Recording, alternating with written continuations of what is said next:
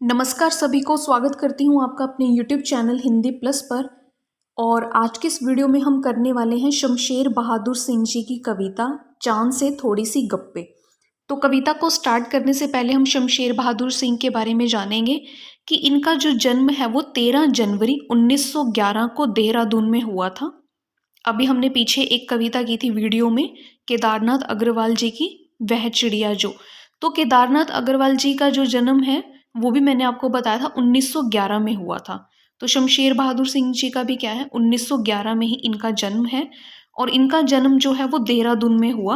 और इनकी माता जी का नाम था प्रभु देई और इनके पिता का नाम था तारिफ सिंह। और अगर हम इनकी शिक्षा दीक्षा की बात करें तो इलाहाबाद विश्वविद्यालय में जो है इनकी शिक्षा दीक्षा हुई थी। और अगर हम इनकी रचनाओं को देखें तो कुछ कविताएं, मैं चूका भी नहीं हूँ मैं, इतने पास अपने, उदिता और बात बोले की इनकी क्या है, प्रमुख रचनाएं हैं। तो कविता को स्टार्ट करते हैं, चांद से थोड़ी सी गप्पे। ये जो कविता है जो कवि ने लिखी है, इसमें क्या है, 10-11 साल की एक लड़की है, वो चांद से क्या करती है, थोड़ी सी गप्पे लड़ाती है। तो क्या कह रही है कि गोल है खूब मगर आप तिरछे नजर आते हैं जरा, आप पहने हुए हैं कुल आकाश तारों जड़ा, सिर्फ मुख खोले हुए हैं अपना गोरा चिट्टा गोल मटोल, अपनी पोशाक को फैलाए हुए चारों सिमत। सिमत का मतलब क्या होता है, चारों, यानी कि चारों दिशाओं की वो बात कर रहे हैं, सभी दिशाओं की बात कर रहे हैं। ऊपर एक शब्द है ये जो आप तिरछे नजर आते हैं, तिरछे यानी कि टेढ़े मेढ़े। अब यहाँ पे जो 10-11 साल की जो बच्ची है, जो बालिका है, वो क्या कह रही है, चांद को देखकर क्या कहती है कि आप तो बहुत अधिक गोल हैं, परंतु क्या है कि आप थोड़े टेढ़े मेढ़े से मुझे नजर आ रहे हैं। और आपने क्या है, सारे आसमान को अपना वस्त्र बनाकर पहना हुआ है, पूरे आसमान को आपने अपने ऊपर ओढ़ा हुआ है। आकाश में जितने भी तारे हैं आपके वस्त्र पर जड़े सितारे जैसे लगते हैं मुझे। वो चांद को कह रही है कि हे चांद, आपका जो सारा शरीर है वो आसमान रूपी वस्त्र से ढका हुआ है, केवल आपका जो सिर्फ गोरा चिट्टा सुंदर सा जो मुखड़ा है, हमें सिर्फ वही गोल सा दिखाई दे रहा है। और आपका जो आकाश रूपी वस्त्र है वो क्या है, सारी दिशाओं में फैला हुआ है, मतलब मैं जिधर भी देख रही हूँ चारों दिशाओं में वो क्या है, फैला हुआ है।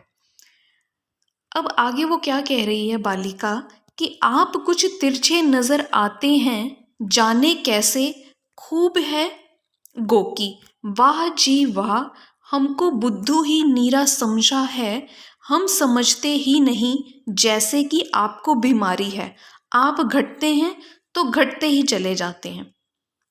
अब देखिए यहाँ पे जो बालिका है वो क्या कह रही है, बुद्धू, चांद को वो कह रहे हैं कि आपने हमें बुद्धू समझा है। बुद्धू यानी कि यहाँ पे वो उसको बेवकूफ जो है शब्द, बुद्धू का मतलब होता है बेवकूफ। नीरा जो शब्द प्रयोग हुआ है, नीरा का मतलब है कि भाई पूरी तरह से आपने हमें बुद्धू ही समझ लिया।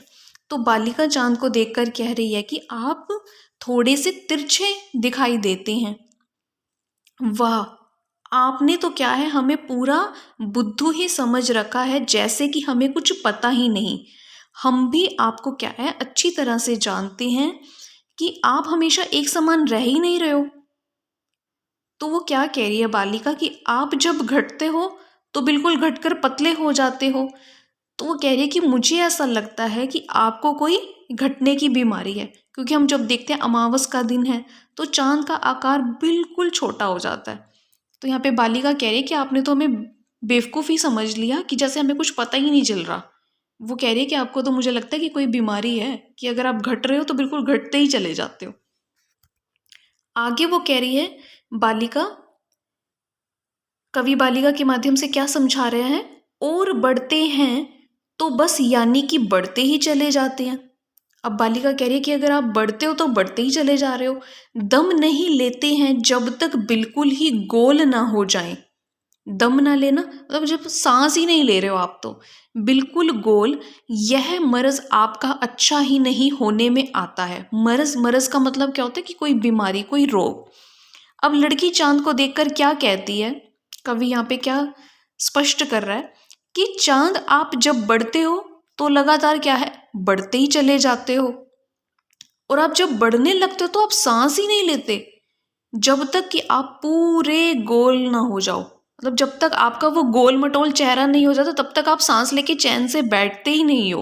वो चांद को कह रही है कि मुझे ऐसा लगता है कि आपकी बढ़ने की यह बीमारी तो क्या है, ऐसी है कि जो कभी ठीक ही नहीं हो सकती।